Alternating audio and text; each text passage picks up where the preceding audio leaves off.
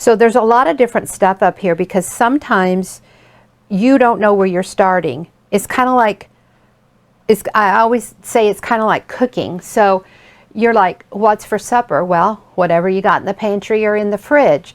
So you're going to go in there and look, and you're going to be like, okay, I've got a half a dozen eggs. I've got this, I've got this, I've got this. So you're building your meal around what you have, your eggs.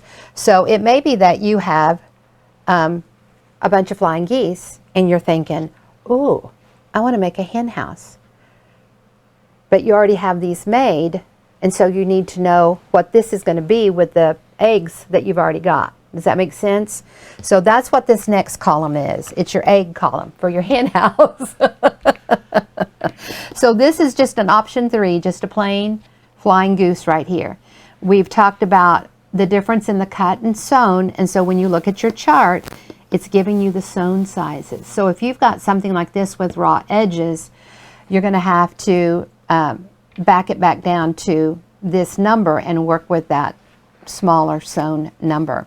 So here you can say a 1 by 2, a 1 1/4 by 2 1/2. So you can see it just steps up in 1/4 of an inch increments. And of course, all of these on this row go together.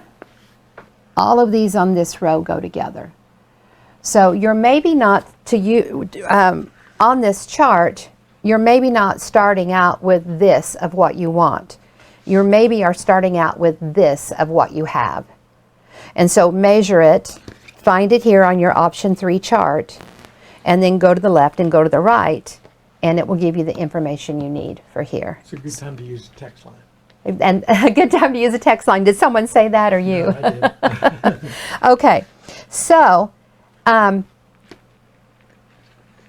maybe you don't have your flying geese made. Maybe you just know you need that size of a flying goose. So this one here, option 3, is going to tell you this. It's your cut center square, and it's your surround strips. So maybe you're like, I've got a bunch of 2 1/4 inch scraps. What size would my hen house be if I have 2 1/4 inch squares? So maybe that's where you start, is with your cut center square, and then you could work to the left and the right to see what you're going to get. So from a 2 1/4 inch center square, you're going to get a 4 inch hen house. So you can start with any of those columns depending on what you've got.